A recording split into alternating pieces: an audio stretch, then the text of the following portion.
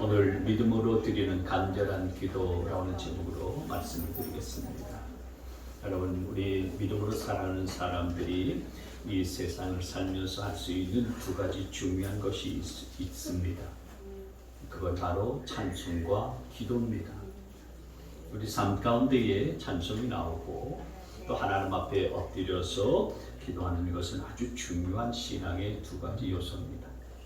오늘 본문 13절 말씀을 다시 한번 읽을까요? 다시 시작. 여러분 가운데 고난을 받는 사람이 있습니까? 그런 사람은 기도하십시오. 즐거운 사람이 있습니까? 그런 사람은 찬송하십시오. 고난을 받는 사람은 뭐 하라고 말씀하고 있습니까? 기도하라고 말씀했습니다. 즐거운 사람이 있으면 그런 사람은 뭐 하라고 합니까?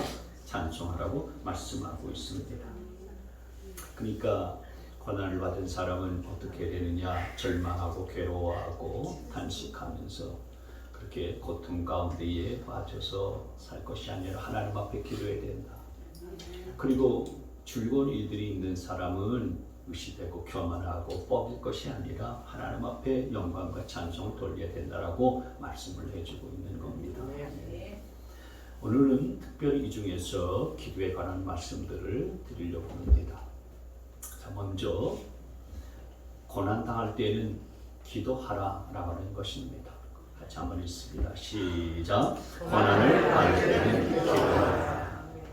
세상에 고난을 좋아하는 사람은 아무도 없죠. 그러나 우리 인생 가운데는 늘 크고 작은 고난들이 따라다닙니다. 여러분, 인생은 내 계획대로 내 생각대로 순탄하게 다 잘 되는 것만은 아닙니다. 내 생각대로 되지 않는 경우들이 너무나도 많습니다. 내 뜻대로 내 계획대로 되지 않는 경우들이 얼마나 많은지 알 수가 없습니다. 생각지 않은 장애물이 우리 인생 앞에 닥칠 때도 너무나 많이 있고요. 그리고 어떤 때는 탄식과 한숨만 나오는 순간들도 너무너무 많습니다. 날 그렇게 좋아하던 사람들이 갑자기 다 떠나가고 나 혼자밖에 남지 않은 홀로인 인생을 사는 경우도 있고, 어떤 때는요 억울한 누명이 없어서 너무나도 고통스럽고 죽고 싶은 그런 순간들도 있는 게 인생인 것입니다.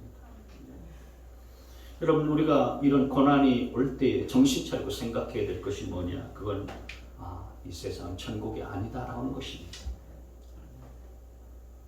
허락한 세상이 아니라고 하는 거예요. 이 세상은 천국이 아니기 때문에 우리 인생 가운데는요 많은 고난이 있는 것입니다. 내가 잘못해서 생기는 고난도 있고, 또 환경 때문에 생겨나는 고난도 있고, 또 병 때문에 생기는 고난도 있고, 수많은 고난이 우리 인생 가운데 있는 것입니다. 이런 고난을 당할 때, 이런 고난을 받을 때는 성경은 뭐 하라고 말씀하고 있습니까? 그렇습니다. 기도하라고 말씀하고 있습니다. 이런 고난을 당할 때 우리가 기도해야 된다면 그렇게 기도해야 되는 이유는 뭐겠습니까?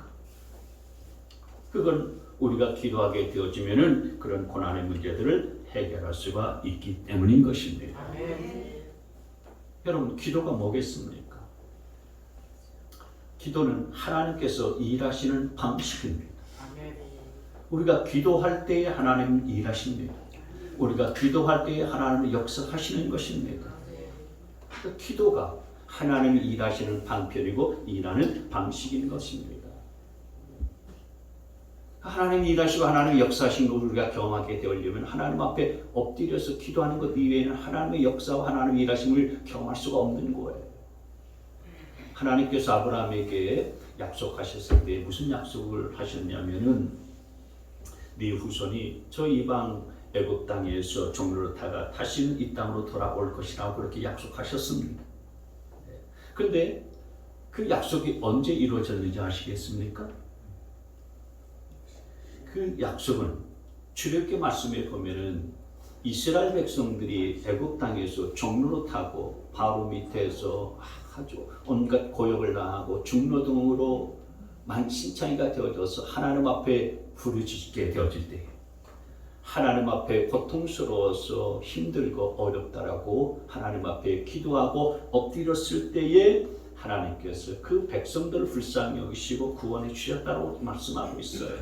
출애굽기 3장 7절 말씀에 보면은 나는 이집트에 있는 내 백성이 고통받는 것을 똑똑히 보았고 억압 때문에 괴로워서 부르짖는 소리를 들었다. 그러면서 8절 말씀에 이제 내가 내려가서 이집트 사람이 선하게 해서 그들을 구하여 내겠다라고 그렇게 말씀하셨어요. 그러니 여러분, 우리가 기도하고 엎드릴 때 바로 기도가 하나님이 일하시고 하나님이 역사하시는 방편이기 때문에 고난 중에는 그렇게 기도해야 된다라고 하는 것입니다.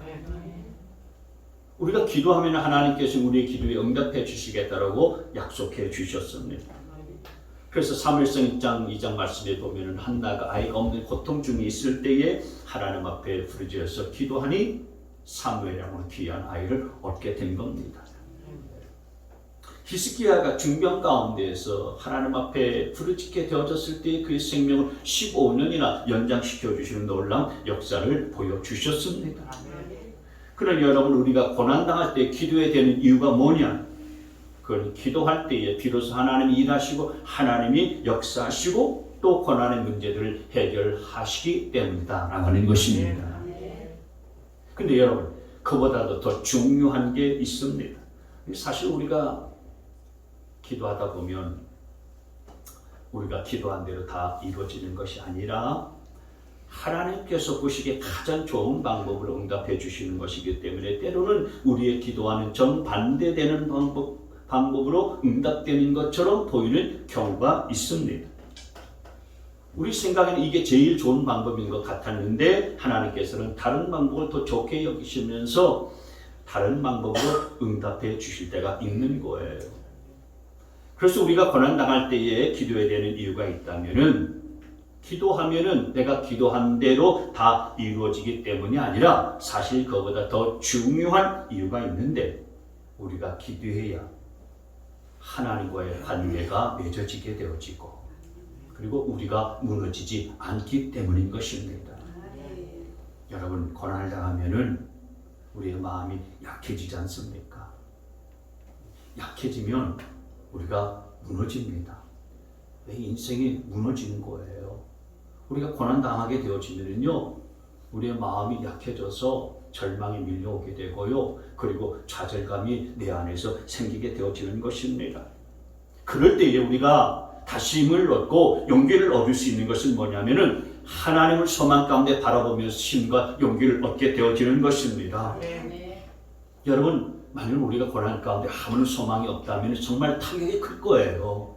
정신적으로 영적인 타격이 클 겁니다. 견딜 수 없을 겁니다.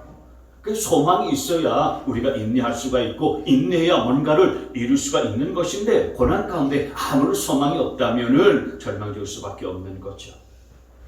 그런데 그런 고난 가운데서도 우리가 소망을 가질 수 있는 이유는 뭘까요? 그건 하나님께서 여전히 나와 함께 하시기 때문인 것입니다. 하나님이 나를 사랑하시고 하나님이 여전히 나를 붙들고 계시기 때문인 거예요. 그러니 고난 가운데서도 낙심하지 말고 소망을 갖고 하나님을 바라보고 기도할 수 있는 저와 여러분이 될 수 있게 되어지기를 바랍니다. 그런데 안타깝게도 우리가 신앙생활 하다가 고난을 당하고 어려움을 당하게 되어지면은 기도하는 게 힘들어집니다. 평상시에는 기도를 잘 하다가도요, 정말 어렵고 힘든 일들이 있게 되어지면은 기도하는 것조차 힘이 나지 않습니다. 기도에 몇 빠집니다. 그래서 정말 기도가 필요할 때에, 정말 기도가 필요한 그 순간에 오히려 기도하지 못하는 경우들이 많이 생깁니다. 정말 어려운 일이 있을 때 우리가 예배 자리 가운데 나와야 되는데 오히려 예배 자리에 나오지 못하는 경우들이 많이 있습니다. 가정에 어려움이 생길 때에, 사업에 어려움이 생길 때에, 재정적으로 큰 어려움과 문제에 봉착했을 때에, 정말 고통스러운 일들을 당했을 때에 우리가 하나님 앞에 더 나와서 예배하고 하나님 앞에 나와서 더 기도하고 더 부르짖어야 되고 그 순간에 더 하나님 앞에 매달려야 되는데 안타깝게도 그런 때에 하나님 앞에 나아가 더 어려워요. 가정에서 부부싸움 하게 되면요, 하나님 앞에 예배하러 나오기가 더 어려워요. 더 기도하기가 어려워요. 내가 근사하고 내가 뭔가 좀 잘 나가고 내 사람들 앞에 보여줄 것이 있으면 그때는 하나님 앞에 나와서 예배하기도 쉽고요. 하나님 앞에 나와서 기도하기도 쉽고 하나님 앞에 뭐 이렇게 보여드릴 수도 있는 것이 사람들 앞에 보여줄 수 있는 것들이 있으니까 그런 데는 하나님 앞에 엎드릴 수 있는데 오히려 기도가 필요한 순간에 하나님 앞에 나와서 예배해야 하는 그 순간에 우리가 하나님 앞에 나오는 것이 더 어려운 거예요. 기도에 무릎을 꿇는 것이 더 힘든 겁니다. 왜 그렇습니까? 왜냐하면 사람들이 나를 어떻게 생각할까? 그런 두려운 마음이 있기 때문에 그렇습니다. 내가 예배 자리에 와서 예배 자리 가운데에 앉게 되어지면은 사람들이 나를 뭐라고 생각할까? 나를 무시하지는 않을까? 속으로 나를 비난하지는 않을까? 나를 손가락질 하지는 않을까? 사람들 앞에 보일 수 있는 그런 자신감이 없으니까 감히 하나님 앞에 나와서 예배하기 어려운 거고요. 기도하는 게 그렇게 쉽지 않은 겁니다. 그래서 그런 상황 속에서도 우리가 기억해야 될 말씀이 바로 오늘 본문 13절 말씀인 거예요. 고난받는 사람이 있습니까? 그런 사람은 기도하십시오. 그러니까 고난받을 때에 그냥 쓰러져 엎어져 있을 것이 아니라 하나님 앞에 나와서 기도해야 된다는 거예요. 하나님 앞에 엎드려야 된다는 것입니다.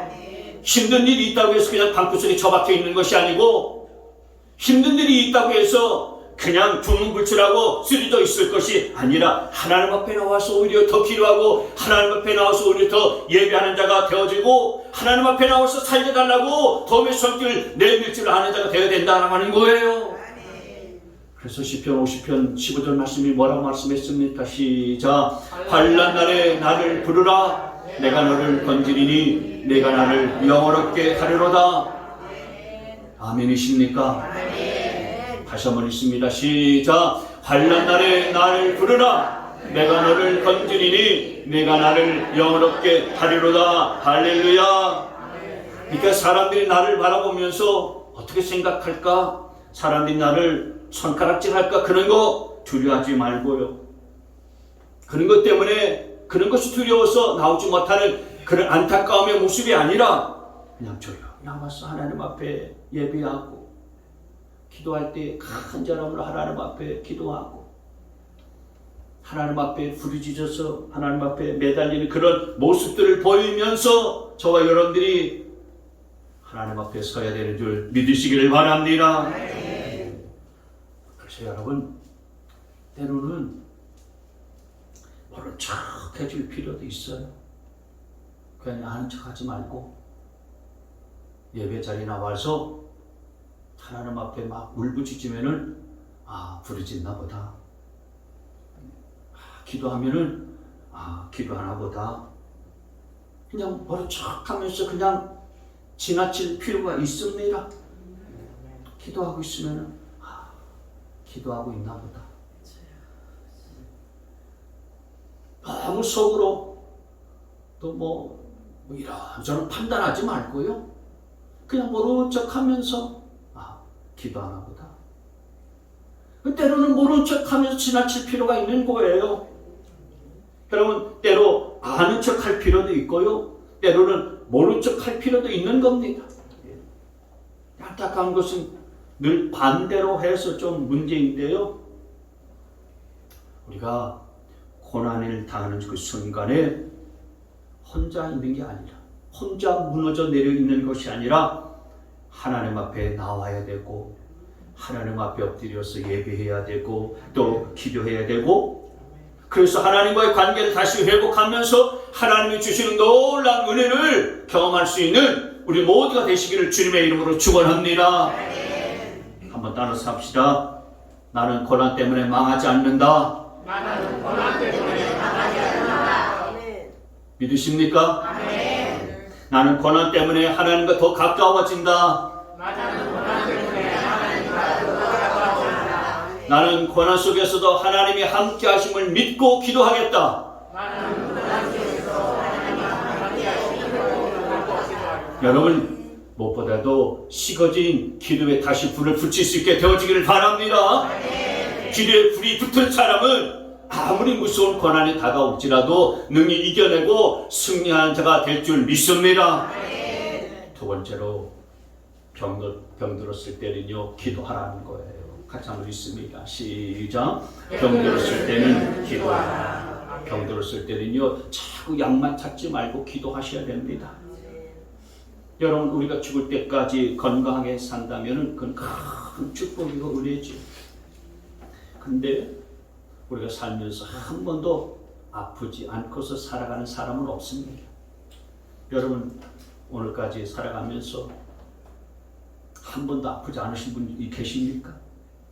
내 평생에 나는 한 번도 아픈 적이 없다. 한번 손 들어보세요. 아무도 없지 않습니까? 난 태어나서 한 번도 아픈 적도 없고 뭐 병 때문에 고생한 적도 없다. 그런 분 아무도 없어요. 그러니까 여러분, 우리는 다 아픈 겁니다. 근데 그 아픈 것 때문에 너무 놀라지 마셔야 돼요. 아픈 것 때문에 두려워하지 마셔야 되는 것입니다. 또 나이가 들면은요, 점점점 더 아파집니다. 5학년 되면은 이제 서서히 아프기 시작하잖아요. 그리고 6학년 되어지면은요, 여기저기 아픕니다. 그리고 7학년 되면요, 토탈 전부 다 온갖 것이 다 아픕니다. 그리고 8학년 되면은요, 아프다고 묻지 마라. 아니 여러분, 나이가 들면 들수록요, 좀 더 건강하게 있다가 천국으로 그냥 쑥 들어가면 얼마나 좋겠습니까?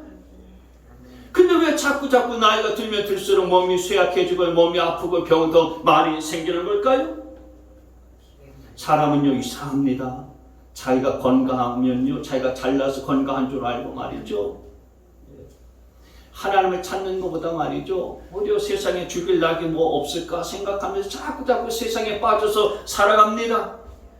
근데 몸이 아파요. 아프면 어떻게 됩니까? 하나님께 더 가까이 가고 하나님 앞에 더 기도하고 하나님 앞에 나가서 또 예배하려고 하고 하나님을 의지하려고 하지 않습니까? 그래서 빨리 하나님 앞에 가기 전에 우리가 나이가 들수록 몸이 점점 아픈 이유는 아프기 때문에 더 하나님을 찾고, 내가 아프기 때문에 더 하나님 앞에 엎드려서 기도하게 되어지고, 아프기 때문에 더 하나님 앞에 가까이 나가려고 하고, 그렇게 기도하다 보면 하나님과 영적인 관계 속에서 친밀감을 그렇게 누리게 되잖아요. 그렇게 살다가 천국 오라고 우리가 아픈 겁니다. 그러니까 아픈 것도 은혜인 줄 믿으시기를 바랍니다. 내가 아프지 않다면 말이죠, 건강하게 살면서 생각하는 것이 노아시대처럼 항상 악한 것이고요, 생각하는 것이 어떻게 하면 육체의 즐거움과 행복을 누릴 것인가를 생각하면서 살다가 하나님을 의지하면서 살다가 쑥 들어가는데 들어간 곳이 천국이 아니고 지옥이라면 그 얼마나 불행한 인생이겠습니까? 아프니까 맨날 우리가 기도하게 되잖아요. 하나님을 의지하게 되지 않습니까? 여러분, 그렇게 하나님을 의지하고 하나님을 찾는 자가 복 있는 자인 줄 믿습니다. 우리 믿는 사람들이 병들면 어떻게 하라고 말씀했습니까? 14절 다시 있습니다. 시작. 여러분 가운데에 병든 사람이 있습니까? 그런 사람은 교회 장로들을 부르십시오. 그리고 그 장로들은 주님의 이름으로 그에게 기름을 바르고 그를 위하여 기도하여 주십시오. 여기 보면 교회 장로들을 부르라고 말씀하고 있어요. 이 교회 장로들은 지금으로 말하면은 장로님들뿐만 아니라 목회자들, 교회의 영적인 지도자를 가리키는 말인 거예요. 그들을 불러서 같이 기도하라는 것입니다. 교회 장로들이라고 했으니까 한 명이 아니죠. 여러 명을 부르라는 거예요. 근데 이건 꼭 목사님이나 장로님 아니라 누구든지 모여서 그렇게 주님의 이름으로 기도하라는 것입니다. 함께 모여서 주의 이름을 부르면서 기도하라는 거예요. 주님은 병든 사람이 혼자 기도하는 것도 좋지만 함께 모여서 같이 기도하는 것을 더 좋아하세요. 그래서 마태복음 18장 20절 말씀에 두세 사람이 내 이름으로 모여있는 자리에 내가 그들 가운데 있다라고 말씀했어요. 여러분, 믿는 사람이 함께 모여있는 곳에 우리 주님의 인지하심이 있는 겁니다. 그래서 우리가 힘들고 어려운 순간에는요, 절망할 게 아니라 함께 모여서 기도하면 응답의 역사가 나타날 것을 믿으시기를 바랍니다. 혼자 기도하지 말고 공동체에서 함께 기도할 수 있게 되어지기를 바랍니다. 이 교회 공동체에 그리고 목장 공동체에서 모여 함께 기도하시길 바랍니다. 가정 공동체잖아요. 그 가정에서도 함께 기도할 수 있게 되어지기를 바랍니다. 단일 기도회도 끝났으니 이제 좀 쉬자 그러지 말고 말이죠. 내일부터 새벽 기도에 나와서 함께 기도할 수 있는 자리 되어지기를 바랍니다. 목사님, 저는 집에서 기도하겠습니다. 집에서 새벽 기도할게요. 집에서 새벽 기도하니 잘 됩니까? 안 됩니다. 잘 안 되잖아요. 여러분 집에서 새벽 기도하려니까 소파에 앉아서 기도하려니 굳이 뭐 그 소파에 앉아서 기도할 필요가 있나? 그냥 이불에서 하면 되지. 해보세요. 이불에서 기도하다고 굳이 앉아서 기도할 필요가 있나? 누워서 하면 되지. 누워서 기도해보세요. 한 30초 기도하가요. 스르르르 그냥 잠만 자고 마는 것입니다. 우리가 많이 해봤잖아요. 경험해봤지 않습니까? 그러니까 기도하는 장소에 나올 수 있게 되어지기를 바랍니다. 같이 기도해야 하는 것입니다. 기도는 같이 하는 기도에 불이 붙는 거예요. 여러분, 군인이 혼자 무슨 힘이 있겠습니까? 군인은 함께 모여서 군대를 이루어야 강력한 힘이 나오는 줄 믿으시기를 바랍니다. 우리가 같이 모여서 영적인 군대가 되어서 기도해야 기도에 불이 붙고 그 기도 가운데 하나님의 놀라우신 역사하심과 응답이 있게 되어질 걸 믿으시기를 바랍니다. 그러니 한번 따라서 합시다. 내일 새벽에 만납시다. 다시 내일 새벽에 아이, 못 나올 망정 따라서 하세요.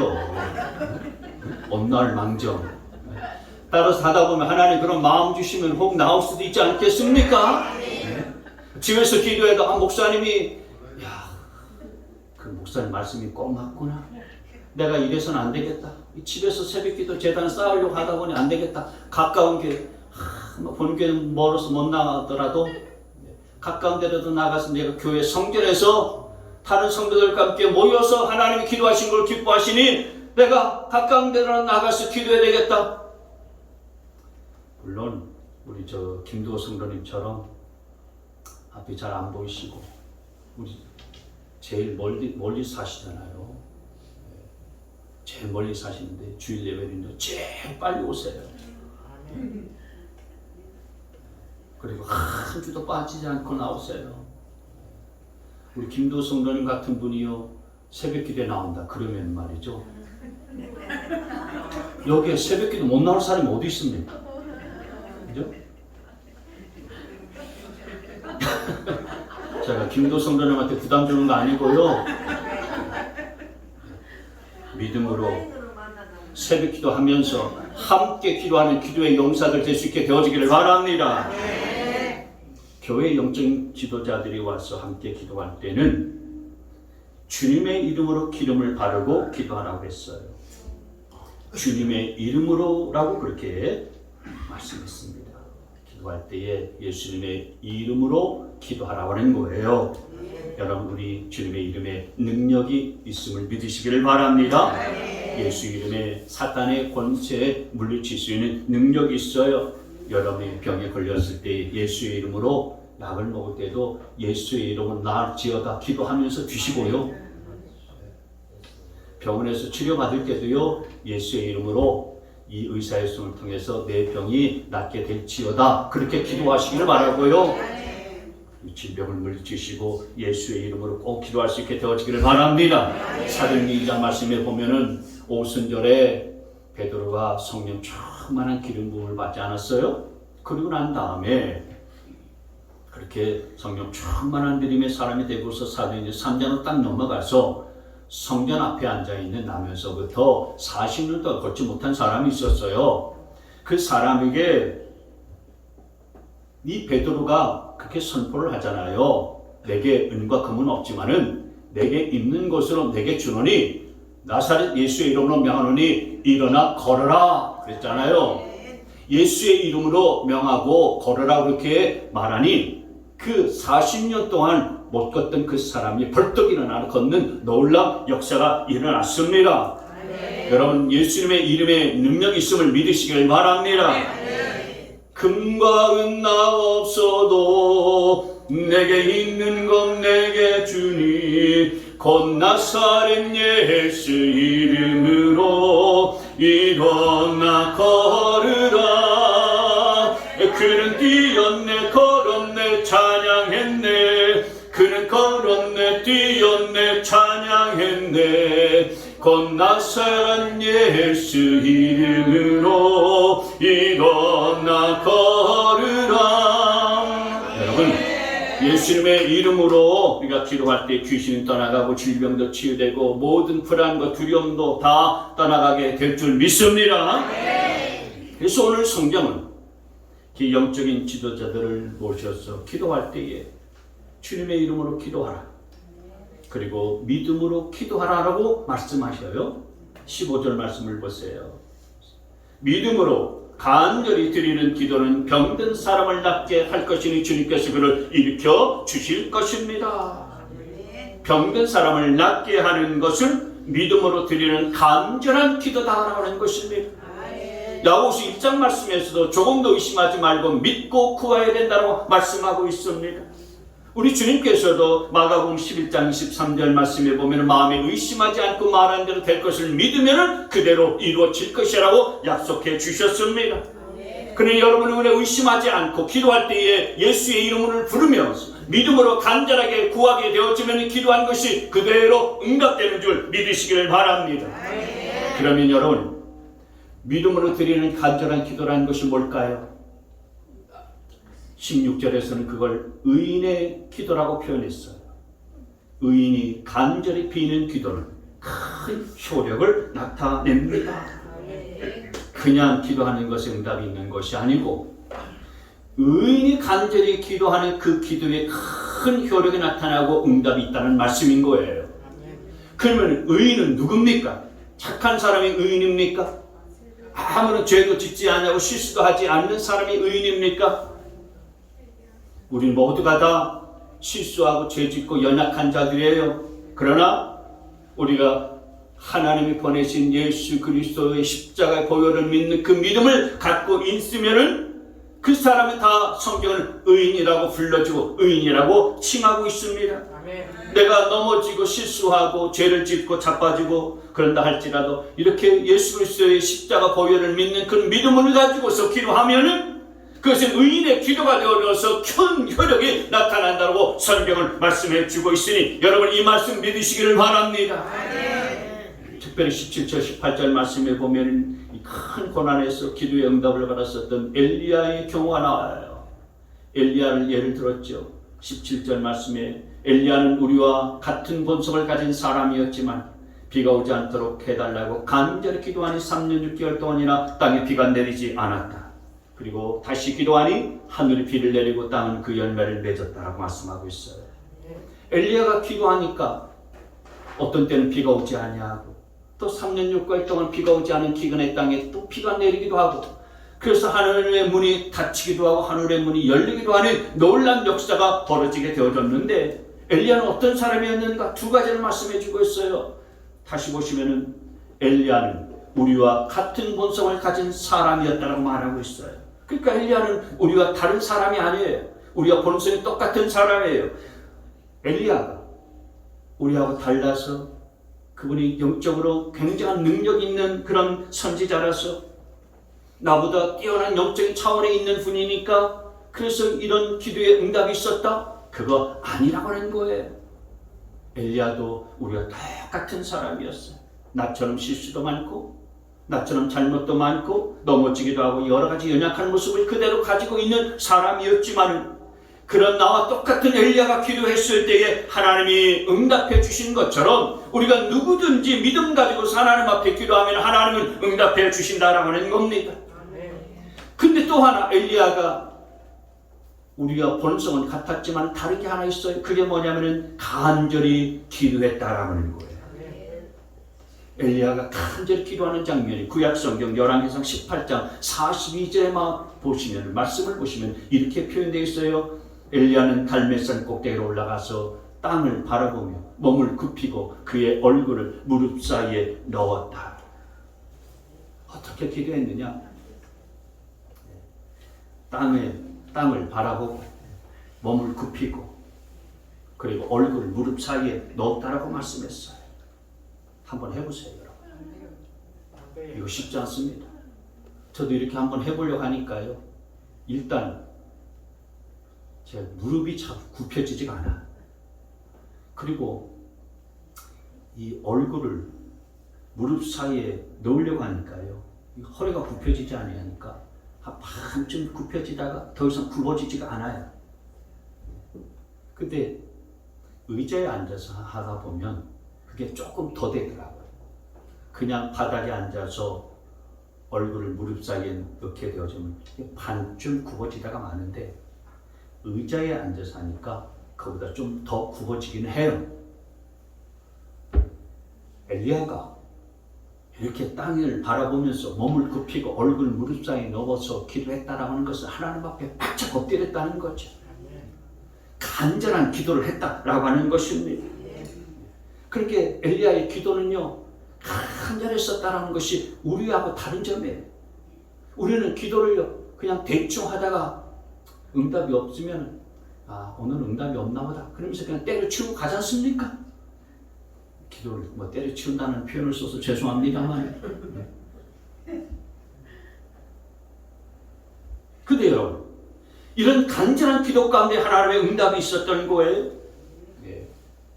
근데 이렇게 간절하게 기도했을 때 갑자기 비가 내렸습니까? 그렇진 않아요. 열왕기상 18장 43절 44절에 보시면 그의 시종에게 올라가서 갈멜산 꼭대기로 올라가서 바다 쪽을 살펴보라고 했는데 그 시종이 올라가서 보고 와서 하는 말이 아무것도 보이지 않습니다라고 대답하는 거예요. 그래서 엘리야가 다시 시종에 가서 또 다시 보고하라. 아무것도 보이지 않습니다. 이러기를 몇 번이나 했다고 말하고 있습니까? 그렇습니다. 7번이나 그렇게 이야기를 했어요. 그래서 7번째가 되어졌을 때에 그 시종이 돌아와서 보고하기를 뭐라고 보고하고 있습니까? 손바닥만한 작은 구름이 바다에서부터 떠오르고 있습니다. 이렇게 보고하는 거예요. 아직 비가 오는 게 아닙니다. 그냥 손바닥만한 작은 먹구름이 밀려오고 있다는 것을 그냥 시종이 와서 이야기하고 있는 거예요. 근데 엘리야는 그걸 통해서 믿음을 가졌어요. 됐다. 하나님께서 응답하실 징조다. 이제 왕에게 가서 얘기해라. 이제 곧 장대비가 또 쏟아지게 될 테니까 빨리 왕궁으로 돌아가라고 왕에게 이야기해. 여러분, 믿음의 사람은 참한 믿음의 증거를 보고도요 믿음을 갖습니다. 믿음의 사람은 믿음의 말을 하는 거예요. 믿음의 사람은 자그마한 증거를 보고도 믿음의 행동을 하는 것입니다. 하나님은 그 믿음을 보시고 응답도 주시고 그 믿음을 보시고서 은혜를 부어 주시는 거예요. 우리가 하늘의 문을 열고 하나님의 은혜를 받을 수 있는 비결은 바로 이 믿음이라는 파이프를 통해서 은혜가 우리 가운데 들어오게 되어지는 것입니다. 그러니 여러분, 믿음이 없으면, 믿음으로 간절하게 기도하는 것이 없으면 하늘의 온갖 좋은 것들이 우리 가운데 들어오지가 않아요. 여러분, 한두 번 기도하다가 포기하지 않게 되어지기를 바랍니다. 1년, 2년 기도하다가 안 된다고 포기하죠. 기도를 멈추지 않게 되어지기를 바랍니다. 응답받을 때까지 엘리야처럼 믿음으로 간절하게 기도하는 그 간절함이 있게 되어지기를 바랍니다. 사랑하는 성도 여러분, 고난을 당했습니까? 질병 가운데 있는 분들 많이 계시죠? 내가 감당할 수 없는 어려운 일들을 만났습니까? 간절한 이 믿음의 기도로 하나님의 손을 붙잡을 수 있게 되어지기를 바랍니다. 우리 하나님은 나같이 평범한 사람을 통해서 아주 특별한 일들을 행하시길 기뻐하시고 원하시는 그런 분이세요. 하나님은 힘이 센 사람, 하나님은 돈이 많이 있는 사람, 하나님은 유명한 사람, 능력 있는 사람을 찾으시는 것이 아니라 간절한 믿음의 기도로 하나님을 붙잡는 사람을 찾고 계십니다. 우리가 포기하지 않고 간절한 믿음의 기도를 드리게 되어지면 하나님 우리를 통해서 우리가 생각지도 못한 놀랍고 큰 일들을 행하여 주실 것입니다. 할렐루야. 믿음으로 간절한 기도를 드립시다. 시작. 간절하지 않잖아요 지금. 이 땅에서 하는 게 간절하지 않는데 어떻게 하나님께서 응답하시겠고 함께 하시겠냐 말이죠. 별로 절박하지도 않은 것 같아요. 믿음으로 간절한 기도를 드립시다. 시작. 믿음으로 간절한 기도를 드립시다. 할렐루야. 저는 우리 교회에서 믿음으로 간절한 기도를 드려서 엘리야와 같은 그런 믿음의 용장들이 나올 수 있기를 축원합니다.